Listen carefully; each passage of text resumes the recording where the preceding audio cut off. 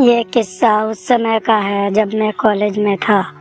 उस समय मेरा एक मित्र था जिसकी शादी हो चुकी थी, लेकिन वह अभी ग्रेजुएट का ही छात्र था।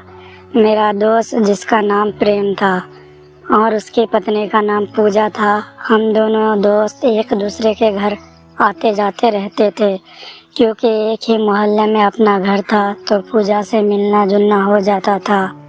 मुझे भी पता था कि पूजा मुझे मन ही मन चाहती है। मेरा दोस्त का जन्मदिन था, तो उसने आसपास के लोगों के साथ मुझे भी अपने जन्मदिन पर बुलाया था। मैं भी गया, वहाँ देखा तो सभी लोग आए हैं और मेरी ही इंतज़ार हो रहा था। मुझे देखते ही प्रेम की पत्नी पूजा मेरे पास आई। उसे देखकर मुझे पहचानना भी मुश्किल हो गया। उस दिन इतनी सजी हुई थी।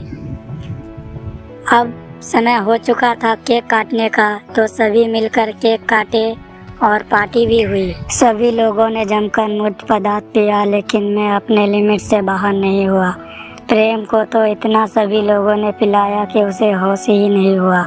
सभी लोग अब अपने अपने घर जा रहे थे। मैं भी प्रेम को उसके बिस्तर में लेटा कर घर जा रहा था कि तभी पूजा आकर मुझे पीछे से लिपट जाती है और घर जाने से रोक लेती है। मैं भी मन ही मन चाहता था कि आज की रात पूजा के साथ गुजार लेता हूँ।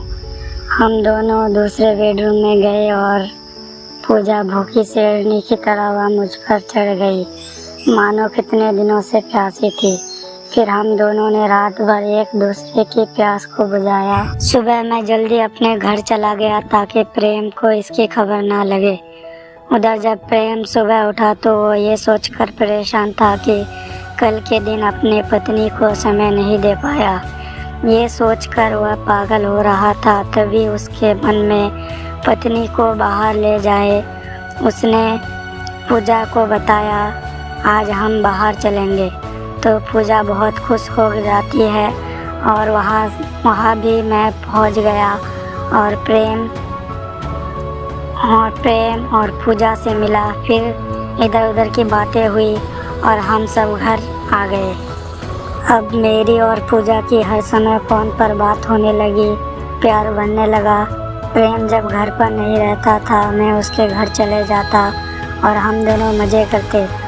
अब पूजा मेरे बिना नहीं रह पाती, तो प्रेम के सामने भी कभी चाय कभी डिनर पर बुलाया करती थी। अब धीरे धीरे प्रेम को शक हो गया था कि कहीं पूजा और मैं कुछ गलत तो नहीं कर रहे हैं।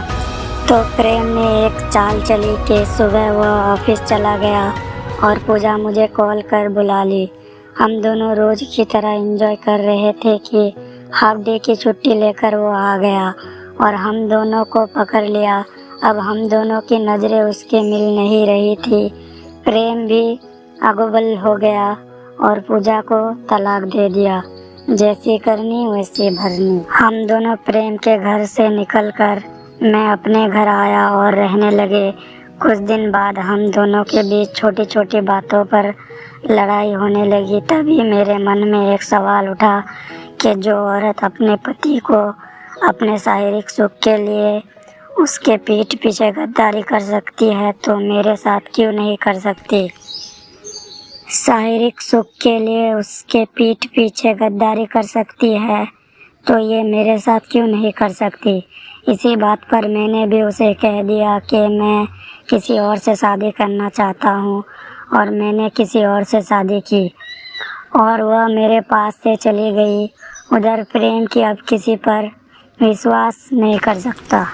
तो दोस्तों, हम सबको इस कहानी से ये सीखना चाहिए कि जो लड़की या लड़का आपके धन, आपके जिस्म से प्यार को देखकर आपके पास आई है, उस पर कभी भरोसा नहीं किया जा सकता। वह कभी भी आपके साथ विश्वासघात कर सकता है। सतर्क रहे, सुरक्षित रहे। Thank you.